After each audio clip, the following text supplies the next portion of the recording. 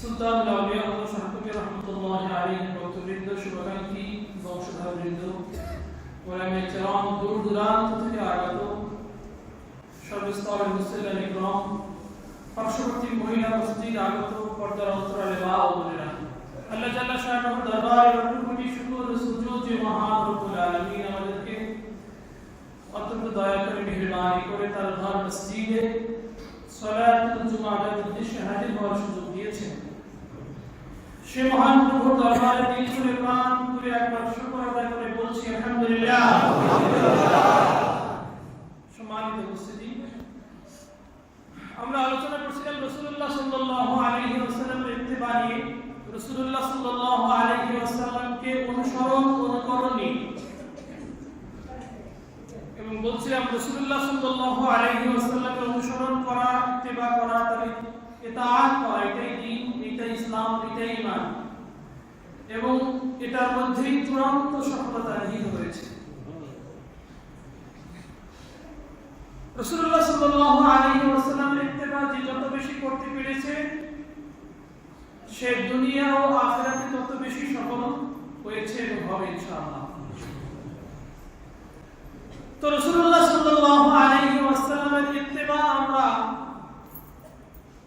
কোথায় কোথায় করব? তো বলেছিলাম সব ক্ষেত্রে করব। যত কাজ করি সকল কাজের মধ্যে আমরা খুঁজবো এই কাজটা আল্লাহ রাসূল কিভাবে করেছেন। যত ইবাদত বন্দেগী করি সেই ইবাদত বন্দেগীর মধ্যে খুঁজবো যে রাসূলুল্লাহ সাল্লাল্লাহু আলাইহি ওয়াসাল্লাম এই ইবাদতটা কিভাবে করেছেন। আমার জীবনের যতগুলো অধ্যায় রয়েছে, প্রতিটি অধ্যায়ের মধ্যে আমি খুঁজবো কাকে? আমার রাসূলকে খুঁজব। যে এই অধ্যায়ে আমার রাসূল কি করেছেন। যখন কোনো সমস্যা আসবে সেই সমাধানও খুঁজবো রাসূলুল্লাহ সাল্লাল্লাহু আলাইহি ওয়াসাল্লামের মধ্যে, যে আল্লাহ রাসূল এই সমস্যা সমাধান কিভাবে করেছেন। কারণ রাসূলুল্লাহ সাল্লাল্লাহু আলাইহি ওয়াসাল্লামকে আল্লাহ পাক ফেরেশতা হিসেবে পৃথিবীতে পাঠান নাই, জিন জাতি করে পাঠান নাই, তাকে মানুষ করে পাঠিয়েছেন। একজন মানুষ জীবনে যতগুলো অধ্যায় তার পদচারণা হতে পারে, সবগুলো অধ্যায়ে রাসূলুল্লাহ সাল্লাল্লাহু আলাইহি ওয়াসাল্লামের পদচারণা হয়েছে। একজন মানুষ জীবনে যতগুলো সমস্যার সম্মুখীন হতে পারে, রাসূলুল্লাহ সাল্লাল্লাহু আলাইহি ওয়াসাল্লামও সবগুলো সমস্যার সম্মুখীন তিনি হয়েছেন। তো আল্লাহ রাসূল সমস্যার সমাধান কিভাবে করেছেন? আল্লাহ রাসূল সাল্লাল্লাহু আলাইহি ওয়াসাল্লাম জীবনের প্রতিটি অধ্যায়ে কেমন রোল প্লে করেছেন, সেইটা যদি আমরা লক্ষ্য করি তবে আমাদের জীবনটাও সুন্দর হবে, সাবলীল হবে, গোছানো হবে, বরকতময় হবে, জান্নাতি পরিবেশ আসবে আমাদের ফ্যামিলির মধ্যে, আমাদের সমাজের মধ্যে, আমাদের রাষ্ট্রের মধ্যে, সর্বত্র সবখানি শান্তি শৃঙ্খলা চলে আসবে। তো রাসূলুল্লাহ সাল্লাল্লাহু আলাইহি ওয়াসাল্লাম কিভাবে নামাজ পড়েছেন এটা জানা দরকার আছে না? আমরা সবাই তো নামাজ পড়ি, তাই না? সবাই পড়ি না নামাজ? তো নামাজ না পড়লে এখানে কারা? সবাই তো নামাজ পড়তে এসেছেন, তাই না? যদিও সবাইকে আসর রাখতে পাওয়া যাবে না, মাগরিবেও পাওয়া যাবে না, তা আমরা কামনা করি আমরা যারা জুমাতে আসি আমরা যেন সবাই এই জুমার পরবর্তী ওয়াক্তেও আসি। কি আসা যাবে না? কারণ জুমার সময় আমরা যেইভাবে এসেছি, যেই মানুষটা আমি জুমার সময় ছিলাম, সুস্থ ছিলাম, যদি আমি আসরের সময় সুস্থ থাকি আমি কেন আসবো না? কি বলেন? আবার সেই মানুষটাকে যদি আল্লাহ সুবহানাহু ওয়া তাআলা আমাকে মাগরিব পর্যন্ত হায়াত প্রলম্বিত করেন, তো আমাকে তো মাগরিবের সময় আসা উচিত, উচিত না? এই জুমার গুরুত্ব থেকে কি আসরের গুরুত্ব কম? এটা যেমন ফরজ, ওইটাও ফরজ। তো আমরা এই নামাজ আদায় করছি, সালাত করছি, আমাদের সালাতের মধ্যে রাসূলুল্লাহ সাল্লাল্লাহু আলাইহি ওয়াসাল্লামের সালাতের মধ্যে কোনো পার্থক্য আছে কিনা, না হুবহু হচ্ছে? এটা জানার দরকার আছে কি নাই? আমাদের রোজার মধ্যে রাসূলুল্লাহ সাল্লাল্লাহু আলাইহি ওয়াসাল্লামের রোজার মধ্যে কোনো পার্থক্য আছে না ঠিকমতো হচ্ছে? আমাদের হজ আমাদের জায়গা ঠিকমতো হচ্ছে কিনা? আমাদের দৈনন্দিন জীবনের মধ্যে যতগুলো রুটিন আমরা মেনে চলি, ঘুমোতে যাই, ঘুম থেকে উঠি, ব্রেকফাস্ট করি, লাঞ্চ করি, ডিনার করি, স্ন্যাক্স করি, এই যে কাজগুলো আমাদের আছে, আল্লাহ রাসূল সাল্লাল্লাহু আলাইহি ওয়াসাল্লাম যদি মানুষ হয়ে থাকে তিনি তো এই কাজগুলো করেছেন, কি করেন নাই? তো এই কাজগুলো সুন্নাত অনুযায়ী হচ্ছে কিনা? তো আসলে সবচেয়ে বড় ইবাদত হলো নামাজ, এবং আল্লাহ সুবহানাহু ওয়া তাআলা সকল কাজের মধ্যে সর্বপ্রথম তিনি নামাজের হিসাব যেহেতু কাল কিয়ামতের মাঠে নেবেন, তো যতগুলো কাজ আমি সুন্দর করব তার মধ্যে সবচেয়ে আগে সুন্দর করা উচিত আমার নামাজ, ঠিক কিনা বলুন? আর নামাজ আর সুন্দর হয়ে যাবে তার সবকিছু সুন্দর হয়ে যাবে।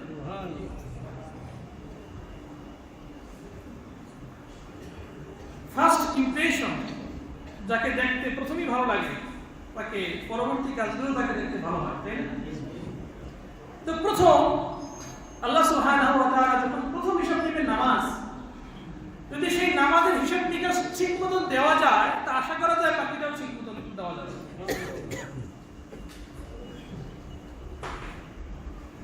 পরকাল শুরু কবে?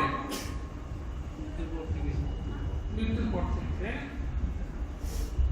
কিয়ামতের পর না, মৃত্যুর ইহকাল যখন আমার শ্বাস নিঃশ্বাস জারি আছে এটা ইহকাল, শ্বাস নিঃশ্বাস বন্ধ পরকাল শুরু। তো পরকালে যখন আমার শুরু হয়ে যাবে তখন তো আমার হিসাব নিকাশ শুরু হয়ে যাবে। কবরের 3টা প্রশ্ন, কবরের পরীক্ষায় যদি কোনো ব্যক্তি পাশ করে আশা করা যায় সেই ব্যক্তি বাকি পরীক্ষা পাশ করবে ইনশাআল্লাহ। কবর থেকে পরকাল শুরু, জান্নাত জাহান্নাম কবর থেকে শুরু। যে ব্যক্তি জান্নাতি সে জান্নাতি ফ্লেভার কবর থেকে পাওয়া শুরু করবে, আর যিনি তার উল্টো ফ্লেভার পাওয়া শুরু করবে। তো পরকাল কিন্তু বেশি দূরে নয়, কি দূরে? তো এই হিসাব নিকাশ, এই প্রশ্নের মুখোমুখি হওয়া, এটা কিন্তু আমাদের খুবই সন্নিকটে। তো নামাজ তো আমরা সবাই পড়ি, যদিও সবাই নিয়মিতভাবে পড়ি না। কেউ বাৎসরিক নামাজ পড়ি, কেউ সাপ্তাহিক নামাজ পড়ি, কেউ নিয়মিত পড়ি, কিন্তু সবার নিয়মিত পড়া উচিত এবং এটা ফরজ, শুধু উচিতই নয় বরং বাধ্যতামূলক, ম্যান্ডেটরি। তো এই নামাজ আমাদের অনেকেই আমরা নামাজ পড়ে থাকি, কিন্তু নামাজের সাথে সাথে অন্যান্য সকল অন্যায় অপরাধ কর্ম সেটাও করে যায়, যেটা নামাজের দাবি নয়। রাসূলুল্লাহ সাল্লাল্লাহু আলাইহি ওয়াসাল্লামের নামাজের সাথে আমার নামাজটা মিল থাকছে না বিধায় আমরা নামাজ পড়ার পরেও অন্যায় অশ্লীল কাজে জড়িয়ে যাই। আল্লাহ সুবহানাহু ওয়া তাআলা নামাজের যে তাসীর সেই ব্যাপারে তিনি বলেছেন, ইন্নাস সালাতা তানহা আনিল ফাহশাই ওয়াল মুনকার, যে নামাজ মানুষকে অশ্লীল কর্মকাণ্ড থেকে, অন্যায় কাজ থেকে নামাজ মানুষকে বিরত রাখে, বাধা দেয়। যদি আমার নামাজ আমাকে অশ্লীল কর্মকাণ্ড থেকে বিরত না রাখে, বাধা না দেয়, তবে স্বাভাবিকই এটা বোঝা উচিত যে আমার নামাজটা নামাজের মতো হচ্ছে না, আমার নামাজটা রাসূলুল্লাহ সাল্লাল্লাহু আলাইহি ওয়াসাল্লামের নামাজ হচ্ছে না। নামাজ পড়ব কার জন্য? আল্লাহর জন্য। এই নামাজটা হতে হবে কার মতো? রাসূলের মতো। আল্লাহ পাকের ইবাদত আর রাসূলের ইতাআত। ইবাদত আল্লাহর জন্য, এই ইবাদত কিভাবে করব সেটা রাসূলকে দেখে দেখে ফলো করে করতে হবে, এবং এই দুটোটাই আল্লাহর বিধান। তো নামাজের ক্ষেত্রে রাসূলুল্লাহ সাল্লাল্লাহু আলাইহি ওয়াসাল্লামকে কিভাবে ফলো করব? আল্লাহ রাসূল বলেছেন, সাল্লু কামা রাআইতুমুনি উসাল্লি, তোমরা সেইভাবে নামাজ পড়ো যেইভাবে তোমরা আমাকে দেখছো নামাজ পড়তে। সাহাবায়ে কেরামকে বলেছেন, সাহাবায়ে কেরামের সামনে রাসূলুল্লাহ সাল্লাল্লাহু আলাইহি ওয়াসাল্লাম ছিলেন, তাই রাসূলুল্লাহ সাল্লাল্লাহু আলাইহি ওয়াসাল্লামকে দেখে দেখে সাহাবায়ে কেরাম নামাজের প্রশিক্ষণ গ্রহণ করেছেন। কিন্তু আমরা কিভাবে প্রশিক্ষণ নিব? আল্লাহ রাসূল সাল্লাল্লাহু আলাইহি ওয়াসাল্লাম কিভাবে নামাজ পড়েছেন তার তো সব রয়েছে, তার বিবরণ বর্ণনা রয়েছে, হাদিসের মধ্যে সবগুলো বিবরণ রয়েছে। এবং সাহাবায়ে কেরাম রাসূলুল্লাহ সাল্লাল্লাহু আলাইহি ওয়াসাল্লামকে কিভাবে অনুসরণ করেছেন তাও রয়েছে। আমরা সেইভাবে জেনে জেনে রাসূলুল্লাহ সাল্লাল্লাহু আলাইহি ওয়াসাল্লামের নামাজের মতো নামাজটা কি করে দেব? এক ব্যক্তি মসজিদে প্রবেশ করে নামাজ আদায় করছে, নামাজ আদায় করার পরে সেই ব্যক্তি রাসূলুল্লাহ সাল্লাল্লাহু আলাইহি ওয়াসাল্লামের কাছে এসে বসলেন। সাহাবী আল্লাহ রাসূল সাল্লাল্লাহু আলাইহি ওয়াসাল্লাম মসজিদের একটি কোণায় বসা ছিলেন। ওই ব্যক্তি এসে আল্লাহ রাসূলকে সালাম দিলেন, আসসালামু আলাইকুম ইয়া রাসূলুল্লাহ। আল্লাহ রাসূল সালামের জবাব দিলেন এবং বললেন, ইরজি' ফাসাল্লি ফাইন্নাকা লাম তুসাল্লি, যাও তুমি আবার নামাজ পড়ে আসো, তুমি একটু আগে যে নামাজটা পড়েছো এটা নামাজ হয় নাই তোমার। লোকটা চলে গেলেন, কি আবার তার নিজের মতন করে নামাজ আদায় করে আল্লাহ রাসূলের কাছে এসে সালাম দিলেন। আল্লাহ রাসূল তার সালামের আনসার দিয়ে আবার বললেন, যাও তুমি আবার নামাজ পড়ে আসো, তোমার নামাজ হয়নি, অথবা তুমি যেন নামাজই পড়ো নাই। সে ব্যক্তি আবার পুনরায় নামাজ পড়ে আসলেন। আবার যখন আল্লাহ রাসূল সাল্লাল্লাহু আলাইহি ওয়াসাল্লাম এই কথা বললেন, যাও তুমি নামাজ পড়ে আসো, তোমার নামাজ হয় না, তখন লোকটি বললেন, আল্লিমনি ইয়া রাসূলুল্লাহ, ইয়া রাসূলুল্লাহ আমি তো বুঝতে পারছি না, আমাকে আপনি একটু বলে দিন, আমাকে শিখিয়ে দিন কিভাবে নামাজ পড়ব।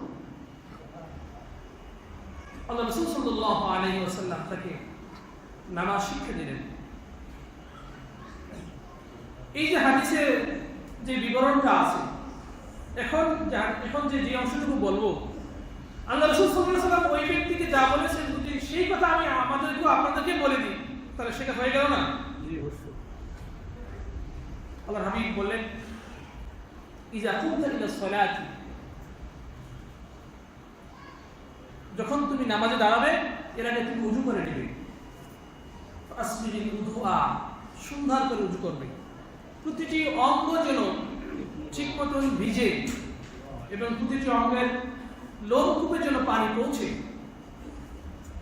এমন ভাবে ওযু করবে না যে পায়ে টাকনোর নিচে সেখানে কিছু জায়গা শুভ্র থাকলো, কিছু জায়গা শুষ্ক থাকলো, ভিজলো না, সব জায়গায় পানি পৌঁছলো না, এইভাবে না, সুন্দরভাবে উযু করবে। এরপরে তুমি নামাজে দাঁড়াবে, নামাজে দাঁড়িয়ে সোজা হয়ে দাঁড়াবে, এরপর তুমি কিরাত করবে, তুমি কোরআনের যেখান থেকে পারো সেখান থেকে তুমি তেলাওয়াত করবে, সূরা ফাতিহা অন্য সূরা মিলানোর পরে তুমি ঠিকমতো রুকু করবে, রুকুর মধ্যে গিয়ে ধীর স্থির হবে, তা'দীল আরকান, ধীর স্থিরতা অবলম্বন করবে, রুকু থেকে সোজা হয়ে দাঁড়াবে।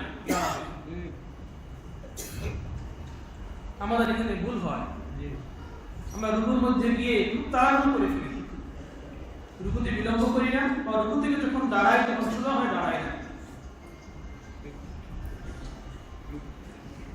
এবং যখন তুমি সিজদায় যাবে সেখানেও তুমি সিজদায় গিয়ে দোয়া করবে, এবং রুকুতে গিয়ে তুমি ফাআযিমুল্লাহ, তুমি আল্লাহ সুবহানাহু ওয়া তাআলার মহিমা তুমি গাবে, আযীম করবে, আল্লাহ যে মহান তার মহত্ব তুমি প্রকাশ করবে। এজন্য আমরা বলি সুবহান রাব্বিয়াল আযীম।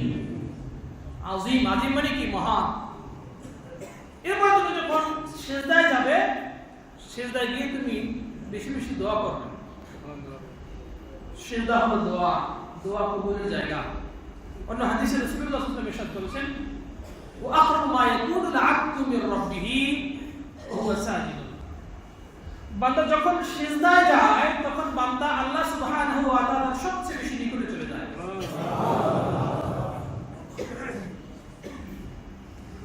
আল্লাহর সবচেয়ে বেশি কাছাকাছি চলে যায় সিজদায় গেলে। আর যখন কাছাকাছি যখন বান্দা যায় ওই মুহূর্তে যখন আল্লাহর কাছে কিছু বলে আল্লাহ তো শুনবে, তাই না? আপনি কোন একজন ভিআইপি পারসন, তার কাছে আপনার কোনো একটা কাজ আছে, প্রয়োজন আছে, আপনি কি করবেন? তাকে টেলিফোন করবেন না সরাসরি যাবেন? যদি আপনার কাজটা খুব গুরুত্বপূর্ণ হয় উচিত কি সরাসরি যাওয়া না? সরাসরি গিয়ে আপনি যখন আপনার প্রয়োজনের কথা বলবেন তখন কি সে একটু বেশি গুরুত্ব দেবে টেলিফোনের চেয়ে, তাই না? তো বান্দা যখন আল্লাহর সবচেয়ে বেশি কাছে চলে যায় তখন বান্দা আল্লাহর কাছে যেই কথা বলে সেই কথার গুরুত্ব আল্লাহর কাছে বেড়ে যায় এবং আল্লাহ পাক সেটা শুনেন, কবুল করেন। এই জন্য সিজদায় গেলে আল্লাহ রাসূল বলেছেন তোমরা বেশি বেশি দোয়া করো। একটা হাদিস শরীফে একটা দোয়া রয়েছে, আল্লাহুম্মা গফিরলি ওয়ারহামনি ওয়াহদিনি ওয়াহদিনি, আল্লাহুম্মা গফিরলি যুনুবি, আল্লাহুম্মা গফিরলি যুনুবি কুল্লাহু দিক্কাহু ওয়া জিল্লাহু ওয়া আউওয়ালাহু ওয়া আখিরাহু ওয়া আলানিয়াতাহু ওয়া সিররাহু।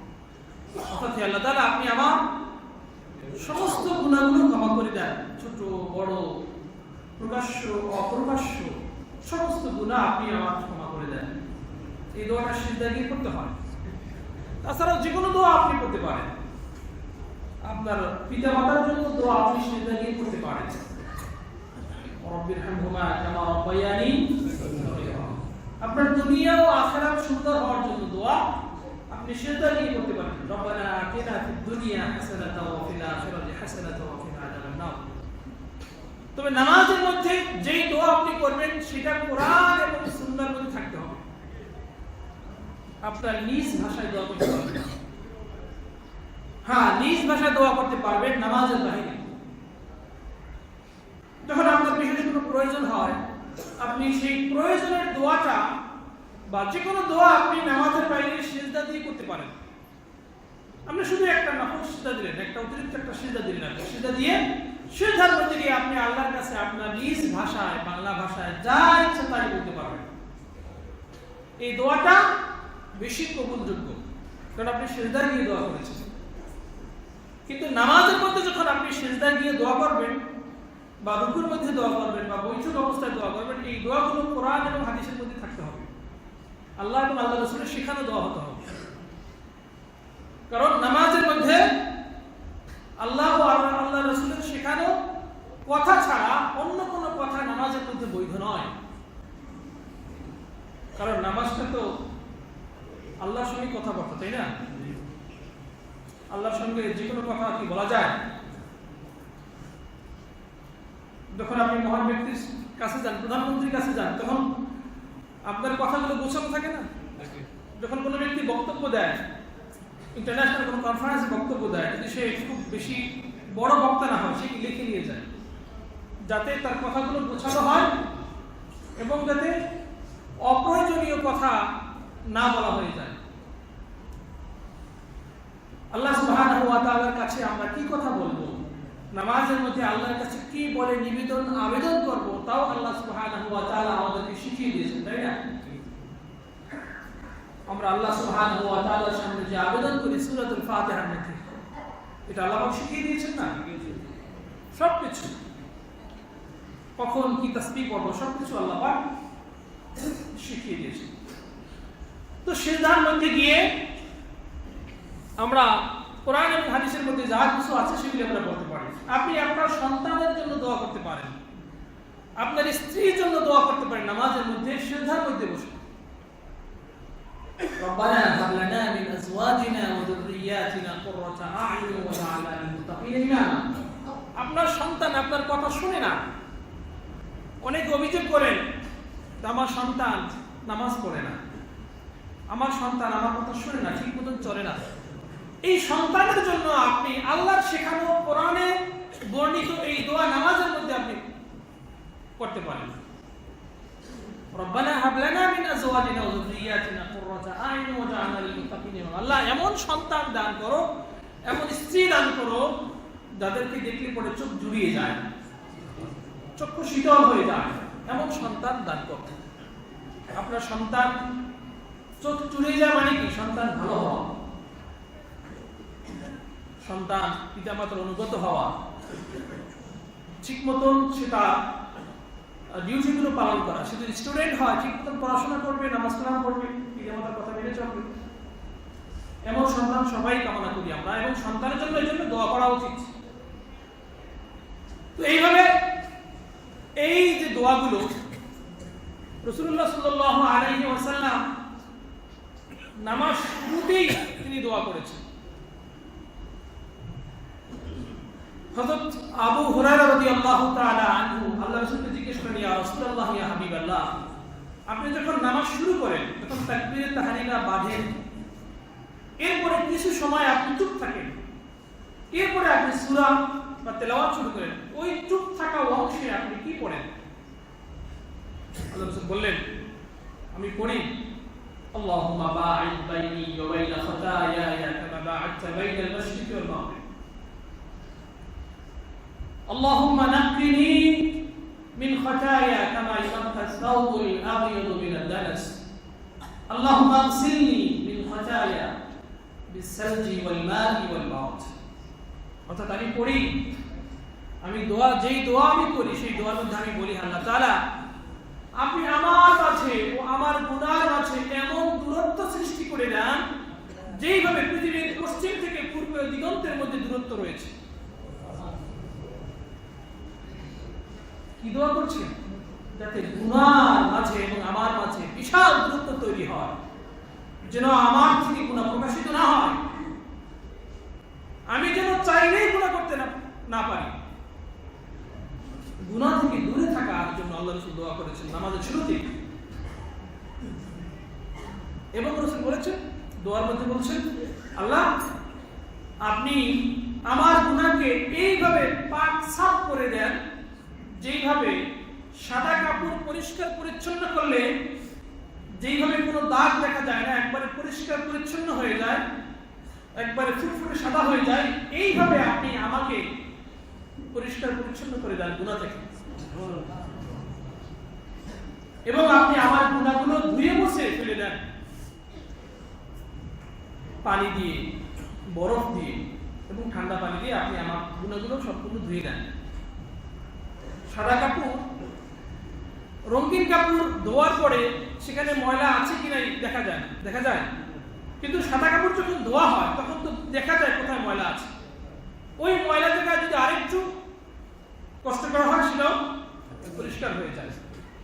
এই জন্য রাসূলুল্লাহ সাল্লাল্লাহু আলাইহি ওয়াসাল্লাম সাদা কাপড় পরিষ্কার যেইভাবে করা হয় সেইভাবে আমাদের দিলটাকে যেন আল্লাহ পাক সাফ পরিষ্কার করে দেন গুনাহ থেকে, সেই দোয়া আল্লাহ রাসূল করেছেন নামাজের আগে। এটাও একটা আপনার দোয়া মাসুরা বা সানা, আমরা তো সানা পড়ি নামাজের আগে, সেই সানা। তো এই দোয়াটাও আমরা করতে পারি, এবং রুকুর মধ্যে গিয়েও আমি যে কোনো দোয়া করতে পারি। কত দোয়া আছে,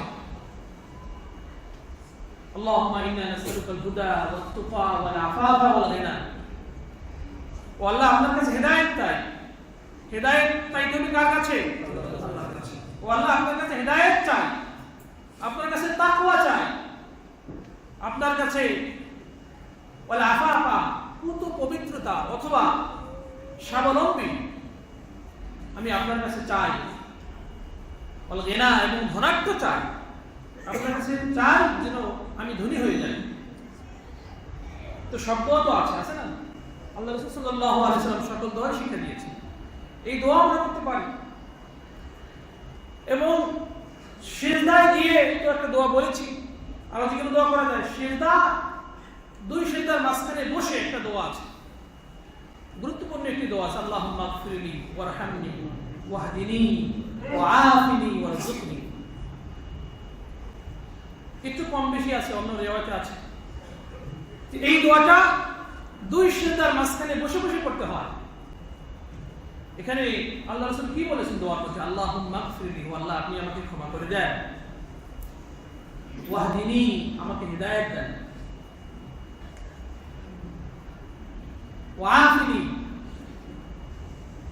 আমাকে আপনি অভাবমুক্ত রাখেন, ওয়ারযুকনি, আমাকে রিজিক দেন, ওয়ারহামনি, আমাকে দয়া করেন।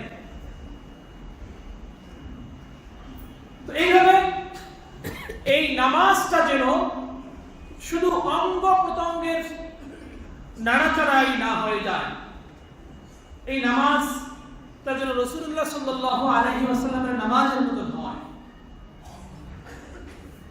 রাসূলুল্লাহ সাল্লাল্লাহু আলাইহি ওয়াসাল্লামের নামাজ দেখে দেখে সাহাবায়ে কেরাম যেই নামাজ শিক্ষা গ্রহণ করেছেন সেই নামাজটা কেমন ছিল।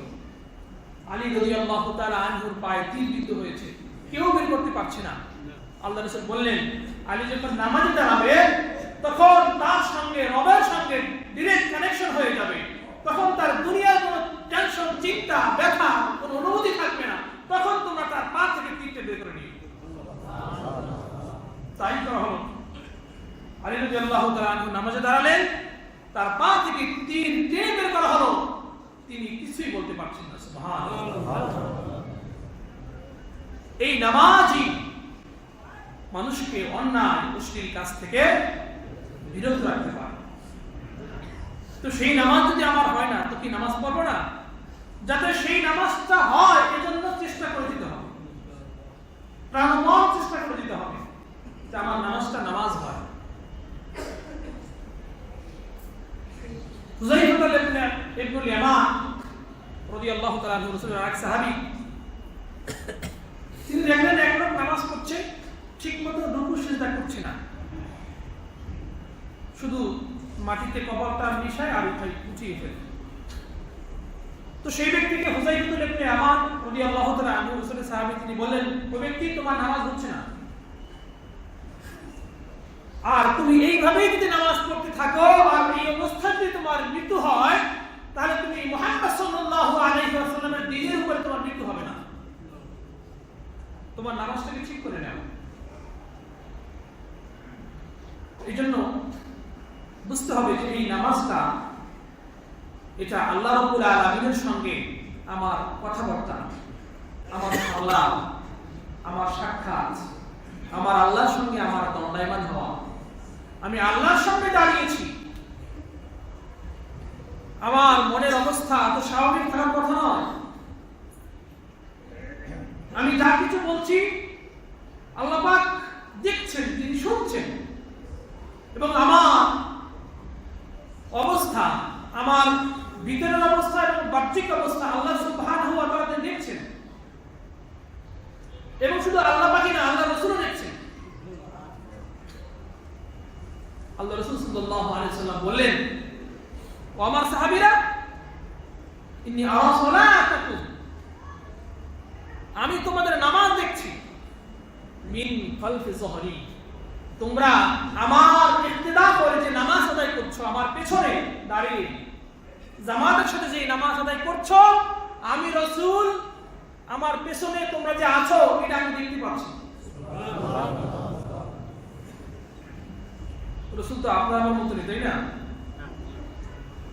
কি বলেন? আমরা কি পেছন দেখতে পাই? পেছনে কি আছে? আল্লাহ রাসূল তো বললেন যে আমি আমার পেছন থেকে দেখতে পাচ্ছি যে তোমরা কিভাবে নামাজ পড়ছো। শুধু তাই নয়, রুকু আকুম ওয়া খুশু আকুম, তোমাদের রুকু সিজদা তোমরা কিভাবে রুকু করো তাও আমি রাসূল দেখতে পাই। এবং তোমাদের খুশু আকুম, তোমাদের অন্তঃকরণ, তোমাদের ভয় ভীতি, তোমরা খুশু খুদুত হওয়া করে নামাজ পড়ছো কি পড়ছো না, তোমাদের হৃদয়ের মাঝে আল্লাহর ভয় নিয়ে তোমরা নামাজ পড়ছো কি পড়ছো না, তোমাদের হৃদয়টা বিগলিত হয়ে যাচ্ছে কি যাচ্ছে না নামাজের মধ্যে, সেটাও আমি রাসূল দেখতে পাচ্ছি। বলেন তো, বাহ্যিক অবস্থা দেখতে পাইলেন, ঠিক আছে, এখন তো মেনে নিলাম, আমরা ধরে নিলাম, কিন্তু রাসূল তো অন্তর দেখতে পাচ্ছে। তোমাদের অন্তঃকরণ, তোমরা কোন অন্তর নিয়ে, কোন হৃদয় নিয়ে তোমরা নামাজ পড়ছো, নামাজের সময় তোমাদের হৃদয়ের হাল অবস্থা কি হচ্ছে, আমি রাসূল সেটা দেখতে পাচ্ছি। তো আমার যেই নামাজ আমার আল্লাহ দেখছে, আমার রাসূল দেখছে, এবং রাসূলুল্লাহ সাল্লাল্লাহু আলাইহি ওয়াসাল্লামের কাছে প্রতি সপ্তাহে আমাদের সমস্ত আমলনামা আল্লাহ রাসূলকে দেখানো হয়। এটা ফেরেশতারা করেন, ফেরেশতারা এই ডিউটি পালন করেন। তো আমাদের নামাজ, আমাদের ইবাদত বন্দেগী আমরা কিভাবে করি, কতটুকু ইখলাসের সাথে করি, কতটুকু বিনয়ের সাথে করি, কতটুকু খুশু এবং হুজুর সহকারে করি, এটা আল্লাহ রাব্বুল আলামিন যেমন দেখেন, আল্লাহ রাসূলকে আল্লাহ রাব্বুল আলামিন দেখার তৌফিক দিয়েছেন, আল্লাহ রাসূল তিনি দেখেন। এই জন্য আমরা যখন নামাজে দাঁড়াবো তখন যেন আমরা যথাযথভাবে নামাজ আদায় করি। আমাদের বাহ্যিক, নামাজের বাহ্যিক এবং আভ্যন্তরীণ দুটোটা যেন আমরা সুন্দর করে নিই। নামাজের দুটো দিক, একটা হলো নামাজের বাহ্যিক দিক, ঠিক মতন মাসআলা মাসাইল জেনে শুনে তেলাওয়াত শুদ্ধ করে এবং অঙ্গ প্রত্যঙ্গ ঠিক মতো রুকু সিজদা করে তাআদিলে আর কানের সাথে নামাজ আদায় করা, এটা হলো নামাজের বাহ্যিক দিক। আর নামাজের মধ্যে আল্লাহর সঙ্গে দিদার হয়ে যাওয়া, আল্লাহর সঙ্গে সাক্ষাৎ হয়ে যাওয়া, আল্লাহর সঙ্গে কথাবার্তা বলা, এটা হলো আমাদের আভ্যন্তরীণ দিক। তখন আমাদের বাতিনি দিক,